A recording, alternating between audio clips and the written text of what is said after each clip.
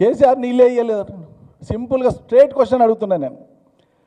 2014 June 2 కంటే ముందు సమైక్య ఆంధ్ర ప్రభుత్వంలో జూరాల మినాయించి మీరు రోజు మాట్లాడేటువంటి ప్రాజెక్టులు ఏవైతే మా రాజశేఖర రెడ్డి మొదలుపెట్టిండు ఎదలు చెప్పుకొని మాట్లాడతారో ఆ ప్రాజెక్టుల కింద 2014 కంటే ముందు మీరు ఇచ్చిన నీళ్ళెన్ని? అసలు నీళ్ళే ఇయ్యలే. నీళ్ళు ఇచ్చే స్థితికి ఆ ప్రాజెక్టులు తేలే. ఇది 100 సార్లు మాట్లాడినా నేను, మీడియా వాళ్ళని తోలుకుపోయి చూపించిన. ఒక్క కేఎల్ఐ కింద మాత్రమే మల్టీ లెవెల్ లిఫ్ట్, అది 3 దశల లిఫ్టు. మొదటి లిఫ్ట్ దగ్గర అంత సిస్టమ్ కంప్లీట్ అయితే పారేటువంటి నీళ్లు కేవలం 12,000 ఎకరాలు మాత్రమే. ఎల్లూరు దగ్గర మొదటి లిఫ్ట్, కృష్ణా నుంచి ఎత్తిపోసే మొదటి లిఫ్ట్ కాడ అన్ని రకాల పనులు పూర్తయితే పారు వాటకం ఎంత వస్తుందంటే 12,000 ఎకరాలే.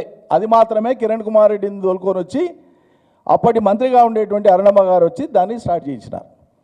దాంతోనే మేము ఈ ప్రాజెక్ట్ కంప్లీట్ చేసినాం అంటారు.